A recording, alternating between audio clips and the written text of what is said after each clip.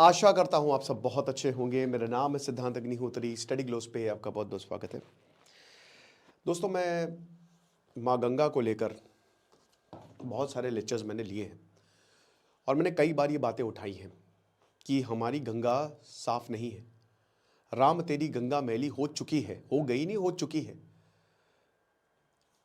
मैं हाथ जोड़ के आपसे विनती करना चाहूँगा कि इसको बहुत ध्यान से सुने और एक्सेप्ट करें। ऑफेंसिव मत हो, एक्सेप्ट करें। जब तक एक्सेप्ट नहीं करेंगे काम होगा ही नहीं। अगर आप डिल्यूजन में ही रहेंगे कि हाँ छोड़ो सब सही है, ऐसे नहीं चलता भाई काम। हमारी गंगा मैली हो गई है। जेरेमी वेड, ब्रिटिश, आपने रिवर मॉन्स्टर्स देखा है, दुनिया भर में घूमते रहते हैं, बहुत बड़े बायोलॉजिस्ट है, ब्रिटिश बायोलॉजिस्ट। वो अभी वाराणसी है, वाराणसी का ही घाट है वो। क्यों भाई? मैं बनारस का ही हूँ, मेरे पिताजी बनारस के ही गदौलिया में ही उनका घर था, BHU से पढ़े हैं। तो मेरा बनारस जो है ना, अभी 4 दिन पहले ही हम बनारस होके आए हैं। तो बनारस मेरा जो है वो आना जाना रहता है, ठीक है, साल में 7-8 बार, क्योंकि हमारा घर ही वहीं है। तो फिर तो बनारस को मैंने बहुत करीब से देखा है, जाता रहता हूँ। तो वाराणसी जो है ना, उसी का ही घाट है और वहाँ पे इन्होंने गंगा को टेस्ट किया। अब इन्होंने गंगा को टेस्ट किया, जब इन्होंने देखा, इन्होंने मिनरल वाटर भी, स्ट्रिपली सिंपल टेस्ट था। तो मिनरल वाटर जब इन्होंने देखा तो वो पिंक हो गया। पिंक मतलब ग्रीन वाटर, और ब्राउनिश पिंकिश हुआ मिनरल वाटर, और गंगा येलो हो गया। तो उन्होंने बताया कि फिशियल कोलिफॉर्म बैक्टीरिया, यानी कि गंगा जो है, ये जो कोलिफ होता है ना, कोलिफॉर्म बैक्टीरिया, ये आपके ये ह्यूमन वेस्ट में पाया जाता है, ठीक है, जो हम पॉटी होती है ना हमारी, उसमें। तो बेसिकली इंसान का मल, that is filled with that. हमारा गंगा का पानी, हमारी, कहते हैं ना कि गंगा में सेल्फ क्लीनिंग प्रॉपर्टीज है। गंगा एलाइव, वो माता है, मां है।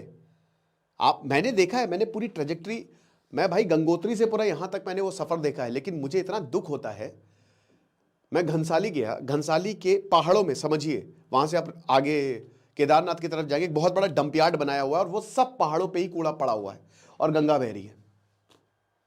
ये हालात है हमारे। I am really sorry, but Varanasi को बचाना होगा दोस्तों।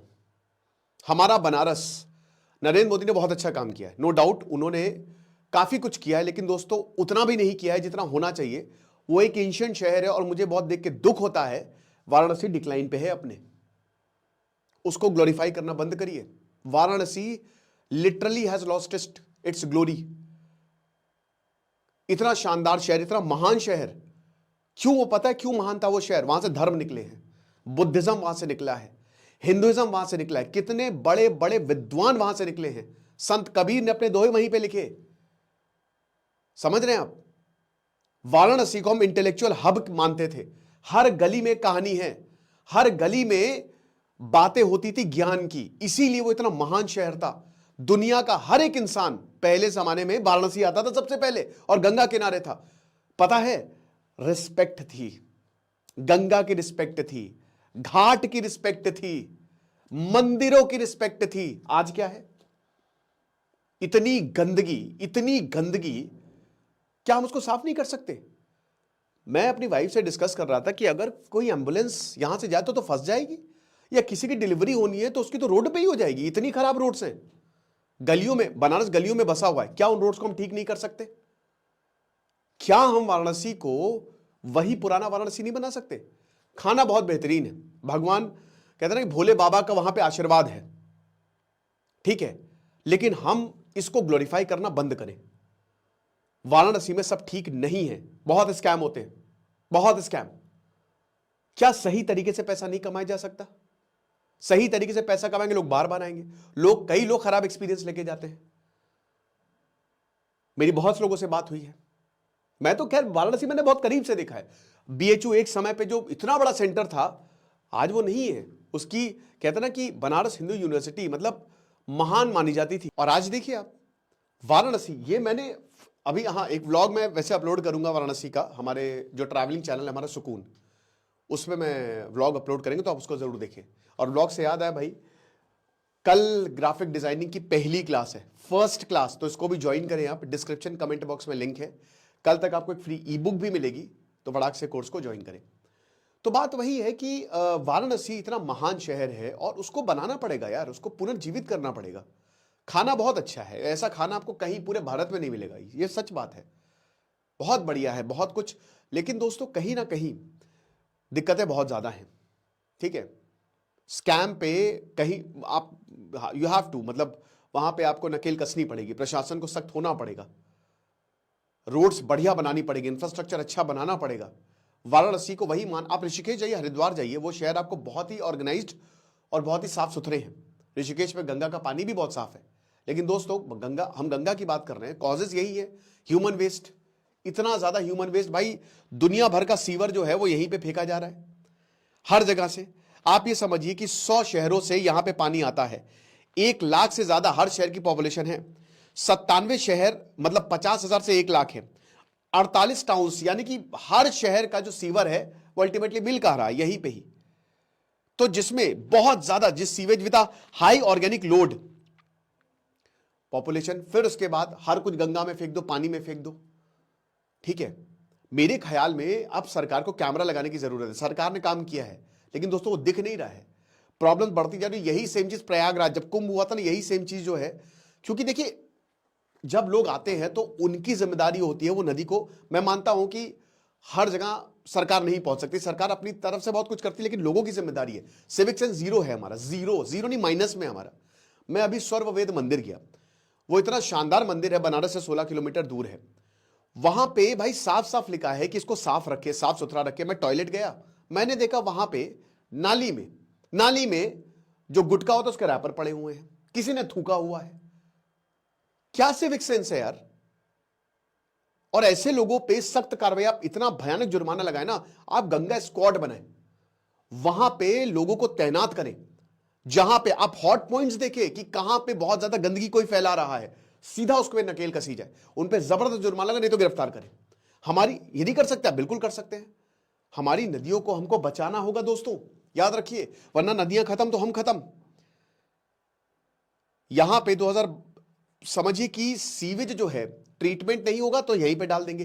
इंडस्ट्रियल वेस्ट जो है वो यहां पे कानपुर, प्रयागराज, वाराणसी, पटना, टैनरीज जो केमिकल प्लांट है, टेक्सटाइल मिल्स, डिस्टिलरीज, सब जगह कोई देखता ही नहीं है, सारा का सारा गंदा पानी यहीं पे आता है। Coal based power plant again Pandu river पे है, वहां पे भी वो गंगा की ट्रिब्यूटरी है, 6 लाख टन ऑफ कोल यहां पे जो फ्लाई ऐश है वहां पे आ जाती है। तो आप एक बात बताइए कि जब इतना ज्यादा पॉल्यूशन होगा तो गंगा मैली नहीं होगी? बिल्कुल होगी। आप कुछ नहीं कर सकते। रिलीजियस ट्रेडिशन, हम धर्म के नाम पे मजाक बना रहे हैं। अगर तुम में इतना ही धर्म है तो पहले गंगा को सुरक्षित करो। बहुत दुख होता है कि वाराणसी काशी विश्वनाथ मंदिर जो है वो गंगा घाट पे है और गंगा ही इतनी गंदी, भगवान भोले शंकर की जटाओं से निकलती है गंगा, ठीक है ना। तो आपको क्या लगता है बाबा आपको आशीर्वाद देंगे? जो गंगा में पोल्यूशन फैला रहे हैं, जो गंगा को गंदा कर रहे हैं, मैं बोट्स को देखता हूं यार, इतनी बोट्स है, उसका पोल्यूशन अलग, इतना उससे धुआं निकल रहा है। मैं मानता हूं कि उनको भाई इंप्लॉयमेंट मिल रहा है, लेकिन एक चीज समझिए, हम नैतिक तौर से एथिकल रह के भी ना संरक्षित कर सकते हैं चीजों को। पहले गंगा ऐसी ही थी, पहले बनारस ऐसा ही था, समझ रहे हो। फूड वेस्ट लीव सब, भाई कोई मोक्ष आपको लगता है कि वाराणसी में मोक्ष प्राप्त होता है? ऐसे हालत में तो आपको मोक्ष क्या, आपको नरक भी ना मिले इस हालत में। इतनी गंदगी, कुछ तो सोचना पड़ेगा ना हमको अपने शहरों का। हम अपनी नदियों को गंदा कर रहे हैं, हम अपने शहरों को गंदा कर रहे हैं, हम मतलब हमको कोई फर्क ही नहीं पड़ रहा है। और इसमें प्रशासन को संज्ञान लेना पड़ेगा, उनको बहुत सख्त होना पड़ेगा, राइट। वाराणसी में 40,000 bodies they are cremated each year, और वो कहां पे उसका अंतिम संस्कार होता है? गंगा पे। क्योंकि बहुत सारी फैमिली जो है वो they can not afford high cost of sufficient quantities of cremation would, तो इसीलिए यहां पे आते हैं। गंगा महासभा है, मदन मोहन मालवीय 1905 में उनको डेडिकेटेड।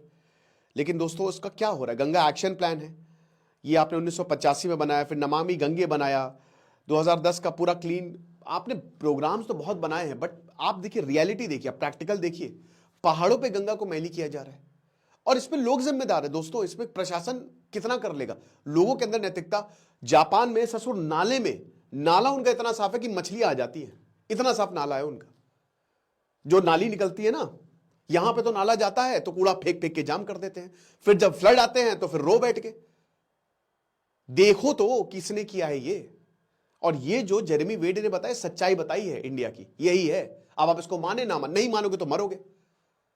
तो कहीं ना कहीं हमको अपनी नदियों को क्लीन करना पड़ेगा, चाहे वो यमुना हो चाहे गंगा। और सारी नदी, वरुणा नदी को देखिए अब गंगा में, वाराणसी क्या है, वरुणा और 80 घाट के बीच की जगह वरुणा नदी नाला है, लिटरली नाला। बनारस जाने से ठीक पहले वरुणा पड़ती है, सारनाथ से जब आप वापस जाएंगे तो वरुणा पड़ती है, लिटरली नाला है दोस्तों। इतनी गंदगी कि आप परेशान हो जाएंगे, आप डिप्रेस हो जाएंगे। मैं तो भाई परेशान हो गया था देख के, क्या हो रहा है ये, क्या मजाक बनाया है भाई। बंद करना चाहिए अब हमको ढोंग। अगर हम वाकई में धार्मिक देश है ना, तो सबसे पहले हमको अपने पहाड़ों को बचाना है, हमको अपने घाटों को बचाना है, हमको गंगा को बचाना है, हमको सारी नदियों को बचाना है, वरना सब ढोंग है। मैं कह रहा हूं कि इतने बड़े बड़े जो भाई धर्मगुरु हैं भारत में, बहुत सारे हैं, वो एक अपील नहीं कर सकते, वो एकजुट हो सकते हैं, उनकी तो चलो लोग सुनते हैं। मैं प्रेमानंद जी महाराज, जिनका मैं बहुत उनसे अपील करना चाहूंगा कि वो आए इसमें, धीरेन्द्र शास्त्री वो आए, बोले लोगों को कि भाई गंगा को प्लीज बंद करो, मैला करना मत करिए। ऐसा एक जॉइंट एफर्ट की जरूरत है, साफ हो जाएगी 1-1.5 साल में।